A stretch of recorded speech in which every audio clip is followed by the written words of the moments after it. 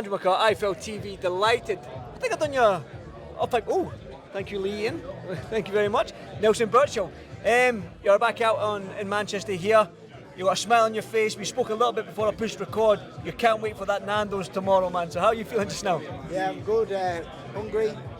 Looking forward to having a nice spaghetti bolognese tomorrow night, nice Nando's tomorrow. Just looking forward to getting in there on Saturday night though and putting in a good performance again.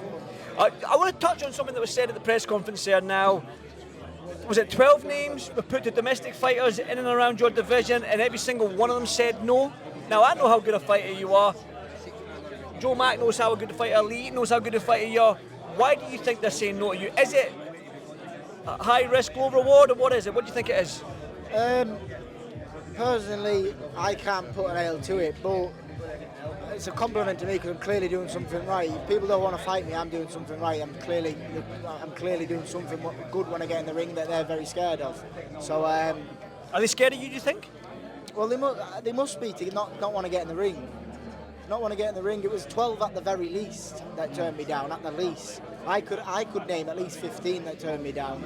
So it's more for me like there's an opportunity for some kids there to get on the big stage and put in a good performance. Obviously, they wasn't going to come away with a win because I was always going to batter them. But they had a good chance of fighting on a DAZN show, putting in a good performance for Frank Warren to see S3XY, and especially with the way boxing is now, with Riyadh season and blah, blah, blah, blah, blah. They don't like the Tom and Jerry fights, like they said. If they put up a good fight and they put in a good contest, you never know where it could take them. But I don't know. I can only do my job, and that's train hard and get in the ring and do the business. Do you need to get these titles then? Do you need to have a carrot you can dangle in front of these fighters and say, come fight me now, I've got a little bit of silverware? Well, listen, this is my ninth fight on Saturday night. Get this one out the way, my first 8-rounder, and I'd like to push on for titles after that. Not speaking miles above where I'm at, just realistic titles that my manager and my coach come up with. But for me, it's just staying disciplined and doing everything right in the gym, and making sure on fight night that I'm ready to rock and roll. How far off are you from the Zach Millers, the Leon Woodstock fights? Would you take obviously the winner might go on and push on, but the loser, like maybe, whoever it may be, Zach or Leon, that's a good fight, a comeback fight. They might think of it as a comeback fight for you against you. Would you accept that? Listen, I'm a fighter. I fight anybody. Whoever's put in front of me, Lee sent me over everyone, and I said yes. I'm a fighter. I accept anybody. It's my manager's job, Lee and Joe, to make sure I get the right fights at the right time. But listen, if I was to turn down a fight, I'm doing something completely wrong. I'd be as well go do ballerina instead. I'm not afraid to get in the ring with anybody. You could name anyone to me and I'd say yes. That's just the mentality that I am. But I think as a fighter, if you're not like that, what's the sense in being in a combat sport?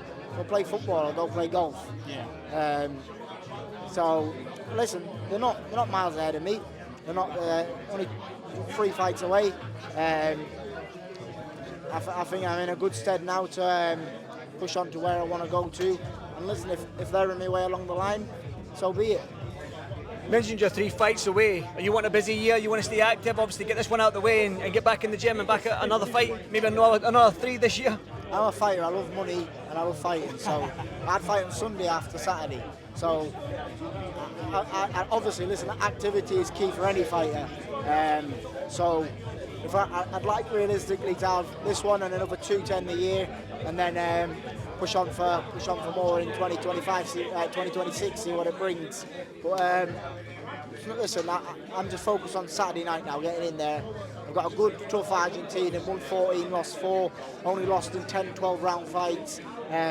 Tough man, southpaw, will be tricky. I'm looking forward to getting in there and facing the challenge to him. You're in the division right now, the featherweight division, which is a nice division, tasty division with Nick Balls. You've got Nathaniel Collins, who's riding the crisp wave as well. We mentioned Zach Miller, the Commonwealth title there, but obviously internationally as well, then world champions and Stevie Fulton, and knew he might be stepping into your division later on in the year, maybe next year. So for you to stick around this featherweight division going into 2026, the tail end of 2026, it's going to be tasty, it's going to be dangerous, it's going to be exciting. You happy with that? That's what we're in it for. Yeah. That's what we're in it for. We're in for tasty fights, big paydays, baby. That's what we're in it for, with titles, the world titles. Listen, obviously, I know I'm much further away than touching distance from that world title stuff like that. But each step at a time, and Saturday night we get a step closer to the goal, which is obviously a world champion. Talk to you about a payday then. Have you heard about Jake Paul fighting Gervonta Davis? I've heard about it, but I don't look too much into it, especially nowadays. Things can change in the blink of an eye. Payday, like you said. I'd just like to know, what weight would it be at? Yeah. What weight would it be at? He's called out Joshua at heavyweight, and then he's went down to lightweight. A lightweight. Insane. But listen, Jake Paul's not stupid. He's a clever man. He knows how to earn a pound note. Fair play to him. I say that as well. Fair play to him. He's making a coin. He's making a few quid, and it's bringing viewers to boxing, whether you like it or not.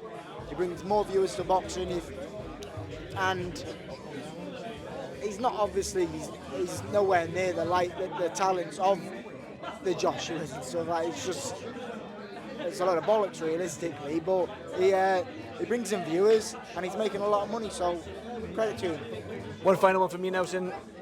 Like I said, get in tomorrow night. You said you're going to give the fans an exciting fight, but what can we expect from you? The fans in the arena and the fans watching live at the Zone, what can they expect from yourself on Saturday? Well, I'm called the sexy one for a reason, so once this t-shirt and top comes off, expect a lot of sexiness, baby. A lot of sexiness. I'm cutting it there. That's getting cut right there. Cheers, Nelson. I appreciate it, brother. Thank you.